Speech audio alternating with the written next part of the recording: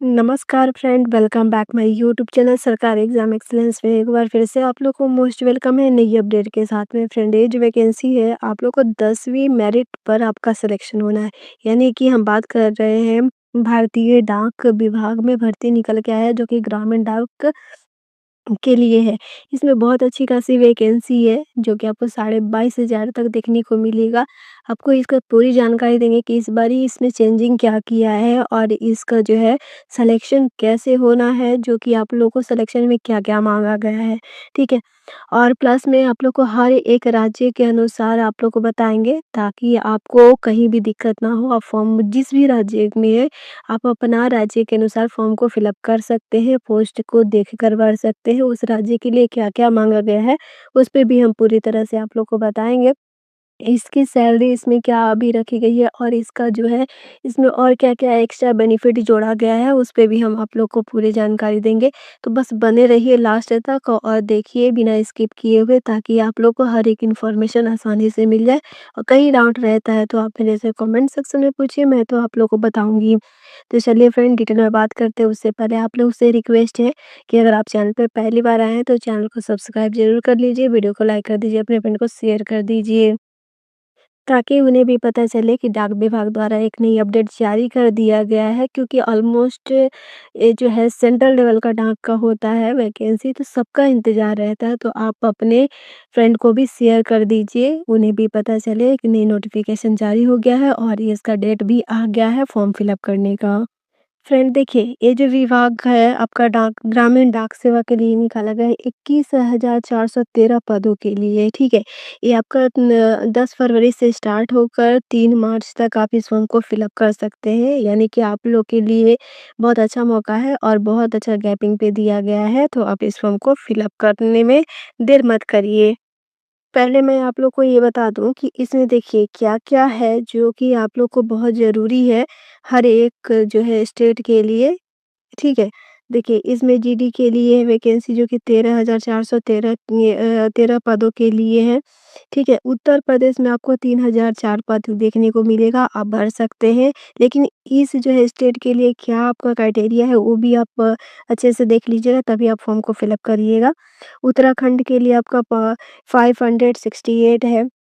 Waste Bengal के लिए आपको 869 है, बिहार के लिए आपका यहाँ पर 783 है, जो कि छत्तीसगढ़ के लिए यहाँ पर 633 है, गुजरात के लिए आपको यहाँ पर 1203 पद है और मध्य प्रदेश के लिए 1314 पदों के लिए रखा गया है। और भी राज्य के लिए है जो कि अभी और बताएँगे, और इन राज्य में फॉर्म फिल अप करने के लिए कितना-कितना, क्या-क्या लग रहा है, उस पे भी हम आप लोग को अभी बताते हैं पूरी जानकारी। इस फॉर्म को फिलअप करने के लिए सिर्फ आपको 10वीं पास होना ज़रूरी है। महिला, पुरुष ऑल ओवर इंडिया कैंडिडेट कहीं से भी आप अप्लाई कर सकते हैं, ठीक है? इसमें आपका जो चयन होगा सीधे आपका मेरिट लिस्ट पर होगा, यानी कि 10वीं में आपको अंक के अनुसार होगा और सारा कुछ जुड़ेगा, जो कि आप लोग कौन से कैटेगरी से हैं उस पे भी आप लोग को डिपेंड करता है, वो भी आप लोग को यहाँ पर जुड़ेगा, ठीक है? तो चलिए आवेदन शुल्क की बात कर लेते हैं। तो आवेदन शुल्क यहाँ पर आप लोग को ₹100 रखा गया है। अगर आप जनरल से हैं यानी सामान्य वर्ग से हैं, ओबीसी से हैं, ईडब्ल्यूएस लगाते हैं यानी कि सामान्य वर्ग का जनरल का ही ईडब्ल्यूएस है, तो आप लोग को यहाँ पर न ₹100 देकर आप इस फॉर्म को फिल अप कर सकते हैं। और जबकि सूचित अनुसूचित जनजाति यानी कि एसटी-एससी में है और दिव्यांग है यानी कि जनजाति यानी आदिवासी महिला या फिर पुरुष है, जो भी है, दिव्यांग है यानी कि फिजिकल हैंडीकैप है, महिलाएँ कोई भी आप कैटेगरी से हैं, तो आप निःशुल्क आवेदन कर सकते हैं। इसमें आपका कोई भी चार्जेस नहीं रखा गया है और भुगतान आप ऑनलाइन के माध्यम से कर सकते हैं, ठीक है? बिना आप इसको देखिए नेट बैंकिंग के द्वारा कर सकते हैं, आपको क्रेडिट कार्ड के द्वारा कर स सकते हैं, जिस तरह से आपको सुविधा हो उस तरह से आप इसको पेमेंट कर सकते हैं, ठीक है? चलिए उम्र की बात कर लेते हैं, तो उम्र सीमा यहाँ पर 18 वर्ष से 40 वर्ष रखी गई है, जो कि आपका 3 मार्च 2025 की जनगणना के अनुसार इसको नियम को छूट दिया जाएगा। देखिए, अगर आप लोग ओबीसी से हैं, ठीक है? ओबीसी से हैं तो यहाँ पर 3 साल इसमें इंक्लूड हो जाएगा, यानी 40 है तो 43 हो जाएगा। अगर आप एसटी-एससी से हैं तो यहाँ पर 5 साल हो यानी 45 हो जाएगा। और वहीं आप जनरल कैटेगरी से हैं, ठीक है? तो आपको जो है वही रहेगा और प्लस में मैं बात करूँ, फॉर्म आपको फिलअप कर सकते हैं, दिव्यांग हैं, जो कि अगर आप एसटी-एससी में आते हैं तो उस तरह से जुड़ जाएगा, 10 साल के लिए इसमें छूट देगा। ओबीसी से है तो आप लोग को भी 10 साल के लिए है। तो इस तरह से आप दिव्यांग महिला और पुरुष दोनों के लिए इसमें छूट दिया जाएगा, तो ऐज के लिए बेनिफिट ये है। और ऐज का भी फैक्टर और आप लोगों कैटेगरी का भी सर्टिफिकेट मेंशन ज़रूर करना पड़ेगा, और जो दिव्यांग है, यानी कि जो फिजिकल हैंडीकैप है, उनको भी आप लोगों को देना पड़ेगा सर्टिफिकेट। ऐसे नहीं फॉर्म को फिलअप करिएगा बिना सर्टिफिकेट दिए हुए, ठीक है? क्योंकि आप लोग को ही फ़ायदा है यहाँ पर। और देखिए, ग्रामीण डाक सेवा भर्ती के लिए 10वीं बोर्ड पास है, यानी ऑल ओवर इंडिया कहीं से भी है तो आप अप्लाई कर सकते हैं, ठीक है? लोकल लैंग्वेज आना अनिवार्य है। यही मैं आप लोगों को बताना चाह रही हूँ कि जैसे कि आप यूपी के लिए भर रहे हैं, उत्तर प्रदेश के लिए, तो हिंदी है वहाँ के लिए, ठीक है? तो हिंदी में क्या होता है ना कि आप कहीं से भी हैं तो अप्लाई कर सकते हो, ऑल ओवर सबको हिंदी आती है तो आप भर सकते हैं। जैसे कि आप वेस्ट बंगाल से, मान लीजिए वेस्ट बंगाल का फॉर्म फिलअप करने वाले हैं, तो आपको बंगाली आना बहुत ज़रूरी है। तो बंगाली ज़रूरी नहीं है कि जो बिहार से है, यूपी से है या फिर एमपी से है, तो आप लोग को आ ही जाए बंगाली।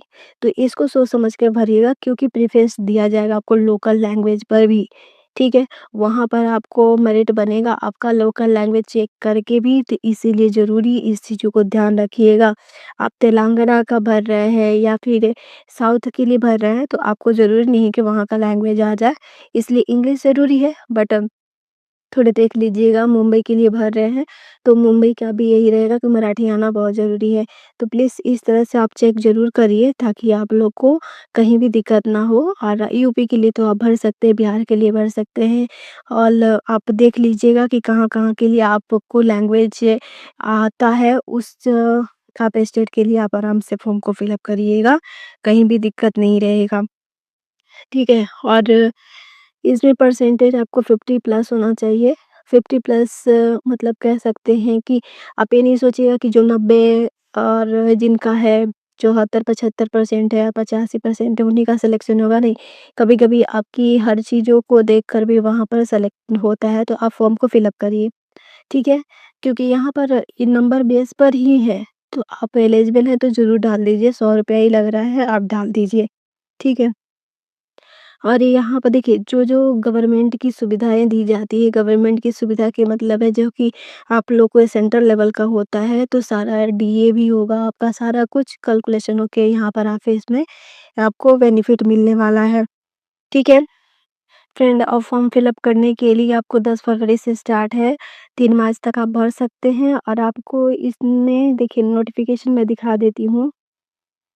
ये इसका ऑफ़िशियल नोटिफ़िकेशन है, जो कि आप देख लीजिएगा। इसमें आपकी सैलरी जो है, सैलरी आपका हर कुछ कैलकुलेट होकर ये एक का होता है 12 12,000 और 14 होता है, तो आप उस तरह से देखिएगा। लेकिन इसमें ऐसा नहीं है कि आपको वही मिलेगा, यहाँ पर और कुछ जुड़कर मिलता है, जो कि मैं आप लोग को वो भी बता दे रही हूँ, कितना-कितना इसमें क्या-क्या बनता है। जैसे डाक विभाग के लिए, ग्रामीण डाक के लिए तो अलग पेमेंट बनता है, फिर आपको असिस्टेंट ब्रांच पोस्ट मास्टर के लिए है, तो इसमें अलग बनता है। देखिए, इसके लिए अलग बनेगा। और अगर ब्रांच के लिए भर रहे हैं तो इसमें बीपीएम के लिए अलग मिलेगा। इसकी सैलरी जो है, ये सैलरी बहुत अच्छा खासा रहता है और ये गवर्नमेंट का है। तो देखिए, इसमें मैं और आप लोग को बता दूँ कि बीपीएम के लिए 12,000 से लेकर 29,000 तक आपका सैलरी बनेगा, ठीक है? और एबीपीएम यानी डाक सेवक के लिए यहाँ 10,000 से आपका 24,000 तक आपका सैलरी बनेगा।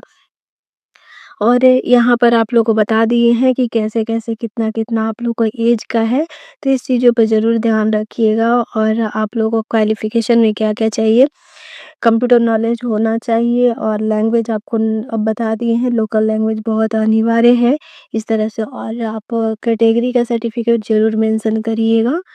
और यहाँ पर कोई भी आपको दिक्कत हो तो आप मेरे से कमेंट सेक्शन में पूछिएगा, मैं आप लोग को आंसर ज़रूर दूँगी। तो फ्रेंड, मिलते हैं नेक्स्ट वीडियो में। प्लीज़ चैनल को ज़रूर सब्सक्राइब कर लीजिए, वीडियो को लाइक कर दीजिएगा, अपने फ्रेंड को शेयर कर दीजिएगा। तब तक के लिए बाय बाय फ्रेंड।